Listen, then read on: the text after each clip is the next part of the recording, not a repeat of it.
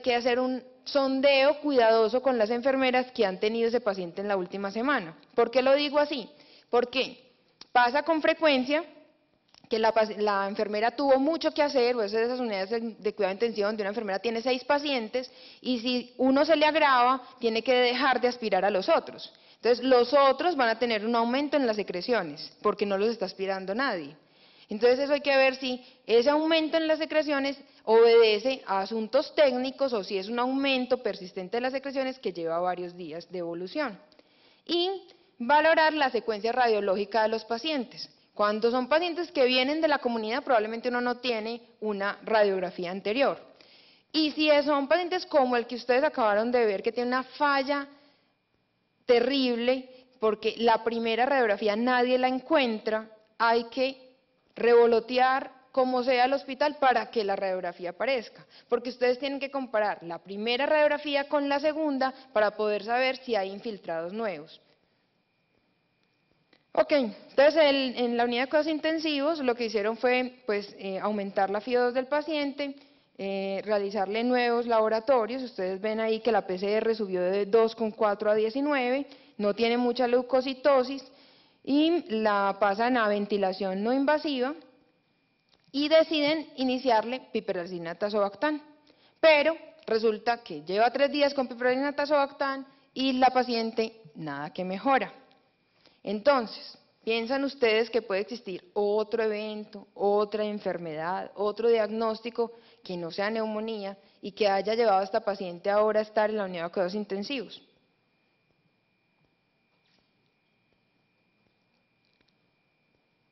Vamos a ver si ahora sí todo es más homogéneo. Porque lo que le puede estar pasando es que lo que le falta es un espectro mayor, otro antibiótico, y lo que esté fallando es piperacillina tazobactam. Bueno, entonces muy orientados todos, ahora sí, todos nos fuimos, no, debe tener otra cosa. Bueno, en general, en este punto hay que decidir si lo que está fallando es el antibiótico o lo que está fallando es el médico, y hay que despedirlo y contratar otro que sí siga el camino. Entonces, para que eso no pase, lo que hay que hacer es recorrer el camino en orden, y aquí nos saltamos muchos pasos. Una de las cosas que es importante y que un infectólogo siempre va a defender es la posibilidad de realizar cultivos del sitio donde se está generando la infección. Si yo creo que esta paciente tiene una neumonía, lo que tengo que hacer es cultivos de la vía aérea. Eso no todo el mundo lo piensa así. Les traje, ahí abajo está citado, una revisión sistemática de Cochrane. Y yo no soy muy amiga de los metaanálisis y lo quiero traer a propósito porque sé que gozan de buena reputación y son algo que leemos con frecuencia. ¿Qué pasa en un metaanálisis? Por ejemplo, este metaanálisis concluye que uno no debe hacer cultivos de la vía aérea, deben tratar los pacientes empíricamente porque pues no se mueren más y probablemente pasen más días en cuidado intensivo si uno les hace cultivos. ¿Cómo pasa eso? Pasa porque usted coge un montón de estudios donde los médicos en casi todas las unidades de cuidados intensivos tomaron los cultivos, nunca los miraron o no se sintieron seguros para escalarse en el tratamiento, entonces realmente los cultivos nunca cumplieron su fin. Y si una herramienta no cumple su fin, pues no va a tener un desenlace porque ambos brazos van a hacer lo mismo. Si este tomó cultivos y este no, pero este no hizo nada con los cultivos, pues es la misma cosa. Entonces, por eso no hay diferencias en la mortalidad y no hay diferencias en el pronóstico ni en el desenlace. Ahora, si ya uno toma el camino de tener cultivos, ¿por qué? Porque cuando usted tiene un cultivo y sabe cuál es el germen que está enfermando al paciente, usted puede estar seguro de que está dando el antibiótico efectivo y entonces no tiene esa otra posibilidad de, ¿será que es que lo que me está fallando es el antibiótico? Entonces, yo defiendo y defenderé siempre hacer el cultivo y ojalá antes de iniciar los antibióticos. Ahora, la pelea entonces será que siempre necesito un fibrobroncoscopio disponible en la UCI para poder hacer la toma de los cultivos. Resulta que en casi ninguna unidad de cuidados intensivos, y si el paciente está con neumonía nosocomial pero no está intubado es peor, hay forma de tener una fibrobroncoscopia a la mano para poderle hacer el diagnóstico. En este estudio, que es de Critical Medical Care, son 27 hospitales de Europa, 827 episodios de neumonía adquirida en el nosocomio y hay un diagnóstico por broncoscopio del 23%. Eso les digo, los cultivos por fibrobroncoscopia sirven, son útiles, probablemente 23% a ustedes no les parezca la odisea, esto puede llegar incluso en algunos reportes hasta 50%, pero es la forma de tener un germen que le oriente a uno mejor lo que está haciendo. Demuestra que la epidemiología es variada, Staphylococcus aureus es importante, Pseudomonas, Acinetobacter, y por eso no podemos adivinar, porque la cantidad de gérmenes que puede tener un paciente que se infecta dentro del hospital es abundante y no podemos estar adivinando. La mortalidad, como ustedes ven aquí, por neumonía adquirida en el hospital, es marcadora y definitoria de los pronósticos de los pacientes. Entonces, ahora, si ustedes miran, hay panoramas nuevos en los cuales se está hablando incluso de poder realizar métodos invasivos en los cuales se extraigan los macrófagos alveolares y ver si hay bacterias fagocitadas por esos macrófagos, y eso le va a dar a uno más la idea de que esas bacterias que están ahí sí están causando infección. ¿Por qué esto? Porque como la vía respiratoria no es estéril, siempre va a estar la posibilidad de que ustedes obtengan un germen que no sea causante de infección, sino un colonizante. Entonces, cuando a uno le toca utilizar métodos no invasivos que no llegan hasta el alvéolo, podría utilizar una buena bacterióloga que les haga un RAI, que mire los macrófagos y mire si hay bacterias fagocitadas. En la Universidad de Antioquia, en el grupo de investigación, hace ya un tiempo, hicimos este estudio donde comparamos dos técnicas de diagnóstico, unos por fibrobroncoscopio y otros por VALCAD. El VALCAD es un cepillo mucho más fácil de manejar que el fibrobroncoscopio, lo puede manejar cualquier médico, cualquier terapista respiratoria, entonces facilita tener un diagnóstico oportuno en cualquier momento del día o de la noche. Y lo que tiene es que es un cepillo protegido, entonces usted puede primero, dirigir la punta hacia el sitio que usted vea más afectado en la radiografía, y segundo, una vez que tome la muestra, usted baja la protección del catéter y cuando lo va retirando, usted no hace que la punta pase por todo el tracto respiratorio, tal vez colonizando la muestra con todo lo que está en el trayecto. Entonces, la protección hace que disminuya la posibilidad de que crezcan gérmenes colonizantes y no infectantes. En este estudio encontramos que fibrobroncoscopio y VALCAD daban resultados muy similares, que eran concordantes en muchos casos, y esa es una oportunidad buena para implantar en los hospitales. De ese mismo estudio quiero mostrarles esto, solamente. Aquí ustedes ven el índice de concordancia de ambas técnicas, la fibrobroncoscopia y el VALCAD, pero el uso previo de antibióticos, o sea, antes de tomar la muestra, fue marcadora para que el VALCAD se distorsionara y no diera el germen que era. Por eso es importante recalcar que es un método fácil, disponible, cualquier persona lo puede usar y podrían utilizarlo antes de empezar los antibióticos. Pero empieza a seguir los problemas con el diagnóstico. Cuando uno toma los cultivos, los toma es para poder definir a los 2 o 3 días, bueno, este paciente no tenía neumonía, me puedo descalar, y para eso se necesita que el médico haya tenido un buen ejercicio diagnóstico, esté seguro que tiene neumonía y se pueda descalar. Pero ¿qué pasa? Los clínicos creemos más en cosas como la procalcitonina que en nuestro juicio clínico. Este es un estudio pequeño, es importante simplemente porque este hallazgo. Cuando los médicos tenían una procalcitonina negativa, se sintieron más tranquilos de suspender los antibióticos que habían iniciado que sin esa procalcitonina, o sea, simplemente no confían en su juicio clínico. Ahora, ¿recuerdan la pregunta que les hice de la radiografía y su respuesta? Cuando vemos radiografías, ya sea en la unidad de cuidados intensivos o fuera de ella, generalmente pues quedamos así.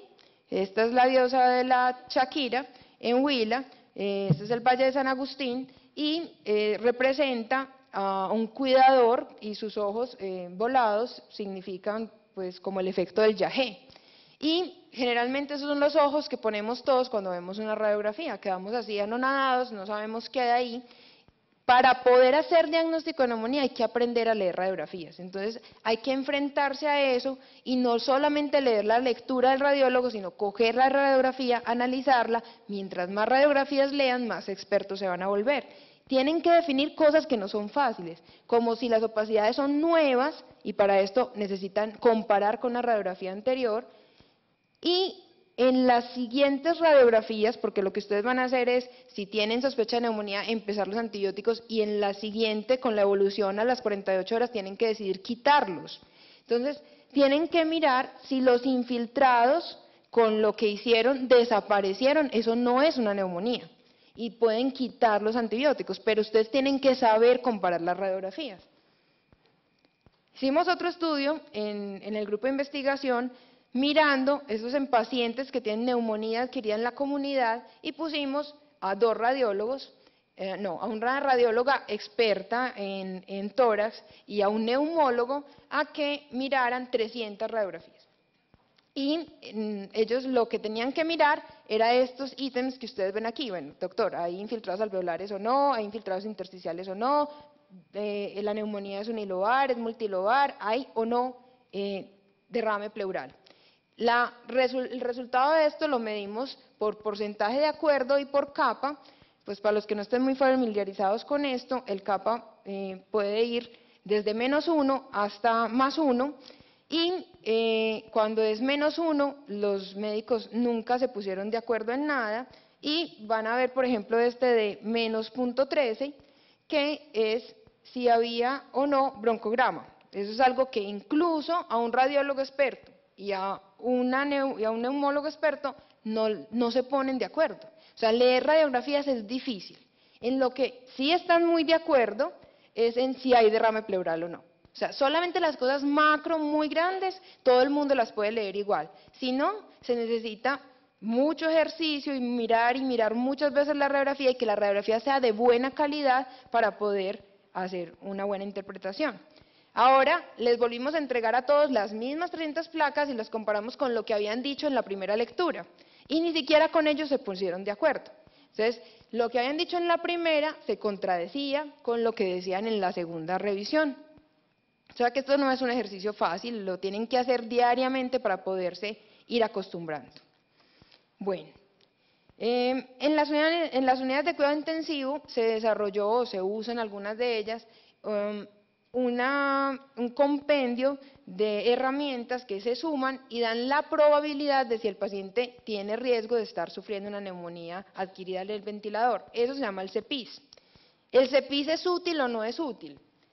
Según este metaanálisis, pues su sensibilidad y especificidad son muy pobres, y su área bajo la curva para tomar decisiones también lo es. Entonces, realmente nada que esté estandarizado nos va a ayudar. Tienen que individualizar el paciente, seguir todo el camino que les expliqué para poder llegar a un diagnóstico oportuno. ¿Hay beneficio de solicitar hemocultivos? Ya miraron que los cultivos de la vía aérea pueden ser tan pobres como solamente darnos el 30% del diagnóstico, pero los hemocultivos pueden ser tan buenos, pues si los comparan con el otro 30%, darle a uno el 14%. Ese 14% puede sonar bajito, pero es vital, porque no es lo mismo usted recobrar un germen con potencial producción de neumonía en la sangre que en la vía respiratoria, porque en la vía respiratoria no es una muestra estéril, usted le puede estar quedando la duda, mientras que si usted lo recupera en sangre, que es una muestra estéril, le tiene que dar toda la verosimilidad del asunto. Entonces, los hemocultivos son muy importantes, y siempre que hay neumonía grave deben ir incluidos dentro del CES, y casi, pues, como en las otras muestras, ojalá antes de empezar los antibióticos. Entonces, ¿cuál es la solución? La solución es volver a lo básico, hacer un buen diagnóstico clínico. Los cultivos no hacen el diagnóstico de neumonía, el diagnóstico es clínico, y los cultivos nos van a dar la etiología de la neumonía que nosotros ya definimos. Hay que utilizar un método diagnóstico confiable, que lo sepan usar, descalarse cuando ya tengan los resultados, hacer hemocultivos, utilizar la citología del lado broncoalveolar ayuda, y la PCR y la procalcitonina, no digo que no las usen, las pueden usar, pero no se pongan a pensar que porque la PCR es alta, eso es neumonía, más bien piensen en las otras cosas y esto utilicen lo que es, con su valor predictivo negativo, es decir, si está muy baja, probablemente eso no sea infección. Ahora, problemas en el tratamiento. Recuerden que a este paciente le dieron piperacilina tazobactam. Cuando ustedes se aventuren a dar un tratamiento, tienen que pensar en dos cosas. ¿Lo van a hacer por su conocimiento o lo van a hacer siguiendo las guías? ¿Cuál es el problema de las guías? Probablemente que usted tiene que conocer mucho para poder hacer una guía que se adapte a su epidemiología, al hospital donde se trabaja, y ya tiene que haber desarrollado un tiempo de seguimiento de sus cultivos y tiene que tener una buena infraestructura en microbiología para que les haya dado un buen rendimiento a esos cultivos que tienen. En este estudio siguieron las guías los de este grupo y le dieron un tratamiento individualizado los de este grupo. Como ustedes ven, la mortalidad antes de 28 días fue mayor en los pacientes que se siguieron la guía para el tratamiento de la neumonía y fue menor en los que dieron un tratamiento diferente a la guía. Y el tratamiento que se inició estaba ajustado al germen identificado en los que siguieron la guía en 81% y en los que no en 85%. Eso no fue diferente significativamente, pero probablemente aquellos que siguieron la guía tenían un conocimiento superficial de la epidemiología local y los que no y se aventuraron a tomar otra decisión tenían un mejor conocimiento de la epidemiología de su unidad de cuidados intensivos y hicieron un mejor cubrimiento de los pacientes. Cuando uno hace un tratamiento empírico, uno no puede ser un brujo. Un tratamiento empírico no quiere decir un tratamiento de desconocimiento, es todo lo contrario, es lo más difícil que se puede hacer cuando uno está tratando a un paciente. Yo, sinceramente, no soy buena haciendo tratamientos empíricos, no me siento segura, para eso hay que saber mucho. Y generalmente lo hacemos, y yo me pregunto todos los días, ¿cómo es que la gente sabe tanto para hacer tanto tratamiento empírico? Uno necesita saber muy bien, pero así en forma correcta, cuáles son la enfermedad que tiene el paciente, cuál es su extensión, a qué sitio se fue, porque usted puede ver un absceso en una pierna, pero puede que ese paciente tenga ese mismo germen en el cerebro, entonces usted no le va a dar el mismo tratamiento empírico, tiene que tener conocimiento farmacológico para saber lo que le está dando, dónde ingresa, dónde no ingresa, qué interacciones puede tener, y tiene que tener un conocimiento profundo de la epidemiología local, o sea, usted se tiene que saber en esa enfermedad cuáles son los gérmenes que dan y cuáles son los patrones de susceptibilidad del sitio donde esa persona se enfermó para ese microorganismo. Ahora, también, una vez que usted empiece un tratamiento, usted es el guardián de ese tratamiento y usted tiene que saber cómo se distribuye, qué depuración tiene, si el paciente está enfermo, renal o hepático, usted lo tiene que ajustar, tiene que saber si la dosis que usted le está dando es apropiada para el MIC que tiene el germen, tiene que saber si ese antibiótico que usted está dando sí actúa en el pulmón o no, y si con lo que está haciendo alcanza las metas PKPD para curar al paciente. Entonces, ¿cuál es la solución? Pues hagamos un diagnóstico clínico, aventurémonos a tomar los cultivos de una forma apropiada y ajustemos los tratamientos a los resultados de esos cultivos. Si seguimos eso, puede pasar lo que pasa en este estudio. Aquí están los que hicieron terapia según el cultivo, aquí están los que hicieron terapia sin importar el cultivo. Tuvieron cultivos positivos, 320 de este brazo y 92 de este brazo, y pasó que las personas que tenían el cultivo a la mano pudiesen evitar 2 días de antibióticos de amplio espectro para esos pacientes. Puede que eso no signifique mucho, pero para nosotros sí es mucho y para un paciente también lo puede ser. Son 2 días, 48 horas en que su flora normal no está siendo combatida y el impacto que eso tiene en el hospital es importante. Bueno, entonces lo más importante que quiero que sepan es que ustedes cuando vayan a empezar un tratamiento empírico, siempre vayan otra vez al paciente. Si se les olvidó preguntar esto cuando estaban haciendo el ejercicio clínico, vuelvan y pregunten, señor, ¿usted ha recibido antibióticos en el último año? qué antibióticos ha recibido, como para qué, porque los pacientes nunca se acuerdan que recibieron, entonces para qué se lo dieron por la vena, para que ustedes más o menos se hagan una idea. En el paciente que ha recibido antibióticos en los meses previos, no empiecen un antibiótico de gama baja o de bajo espectro, porque es muy probable que vayan a fallar, porque ese antibiótico que recibió el paciente va a modificar su flora endógena y la neumonía que va a adquirir va a ser por otros gérmenes. Miren en la historia clínica qué otros gérmenes anteriores le han aislado al paciente, porque es muy usual que el mismo germen que tuvieron quedó subtratado y viene una infección nueva por ese mismo germen. ¿Cuál es el sitio verdadero de origen de la infección? A veces pensamos que es uno y realmente es otro, hacia dónde se ha extendido la infección y cuál es la epidemiología de la unidad de cuidados intensivos antes de empezar. Bueno, entonces este paciente se le suspendió la piperacina de tazobactam, se encontró que no tenía TEP, porque ese líquido y esa forma de evolucionar cabía ese diagnóstico, que hubiese tenido un tromboembolismo pulmonar, se descartó por angiotac, y se miró nuevamente el cuadro, se hizo toda la reorganización de la historia y se vio que esta paciente lo que tenía era que ese catéter no estaba funcionando mal, no estaba funcionando bien. Entonces esos días había estado subdializada y la diálisis no estaba cumpliendo su función, lo que se hizo ponerla en diálisis continua, mejoró y volvió a su función normal ventilatoria. ¿Listo? Entonces, por último, lo único que me queda es pues tener la esperanza de que vamos a volver al ejercicio clínico y eso va a ayudar a que cuidemos mucho. Uno a veces se pregunta, bueno, ¿yo qué puedo hacer por mi país? Y lo que nosotros podemos hacer por el país en este momento es volver a ser buenos clínicos, porque así van a ahorrar antibióticos, van a mejorar el sistema de salud y probablemente va a haber cubriento para muchas más personas si no nos gastamos los recursos innecesariamente.